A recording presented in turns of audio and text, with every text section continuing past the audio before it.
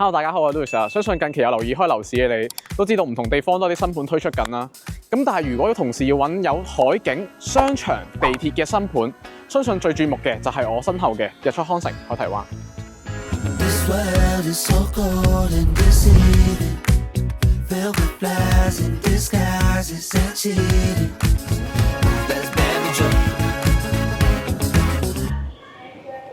啲人話海堤灣好近地站喎，究竟實際距離有幾近呢？我今日帶大家實測一下 ，Let's go！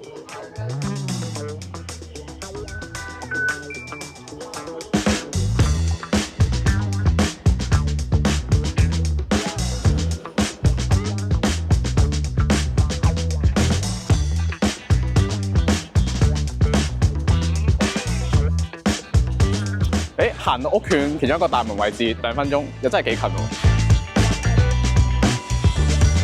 海堤灣 The Mirabelle 係康城站第13期，亦都係最後一期住宅項目。項目係由信和、嘉華、嘉里同港鐵等合作發展，被視為日出康城壓軸最後一期嘅發展項目。全本合共提供2550伙，當中13A 期有1266伙，面積介乎358至1716尺，涵括1房至4房，當中2房同3房佔嘅比例較多。由於項目仲喺樓花階段啦，所以我今日準備咗一間同區類似景觀嘅二手單位俾大家睇下。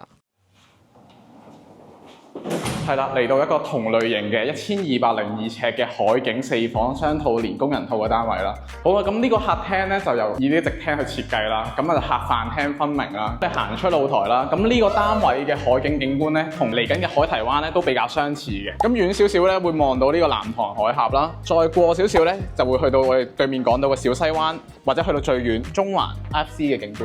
咁嚟到我哋其中一間套房啦，咁我哋都行出露台望下其中一間客房嘅景觀。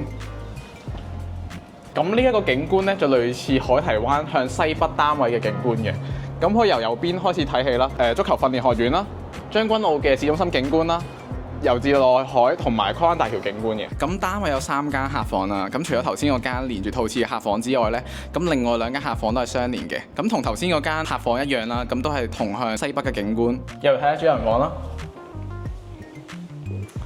由主人房景觀望出啦，同頭先客廳一樣嘅海景景觀啦，一覽無遺270度，由南塘海峽去到將軍澳市中心景觀啦。咁喺我哋身下邊嘅跨灣大橋啦，咁喺不久嘅將來咧會連接住 T2嘅主幹線啦。咁換言之，將來由日出康城出發去西九龍高鐵站只需要18分鐘左右。係咪真係咁快啊？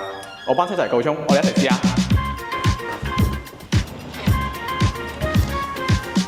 好，依家2點36分啦，咁我哋實測一下喺 T2 主幹線未通車情況底下，我哋喺海堤灣樓下出發去西九龍高鐵站睇下有幾耐。我而家出發 ，Let's go！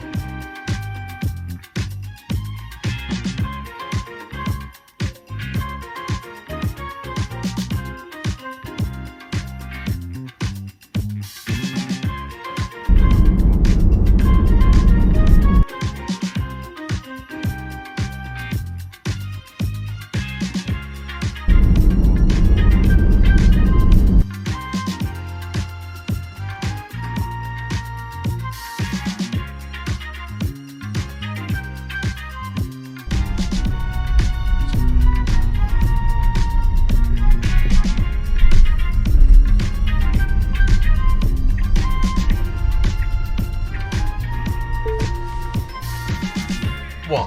原來未通車情況底下都淨係只需要用18分鐘啫喎。咁唔通個車之後會再快啲？唔講咁多啦，我而家準備落車。走之前記得 subscribe 我哋 channel，我哋下條片再見，拜拜。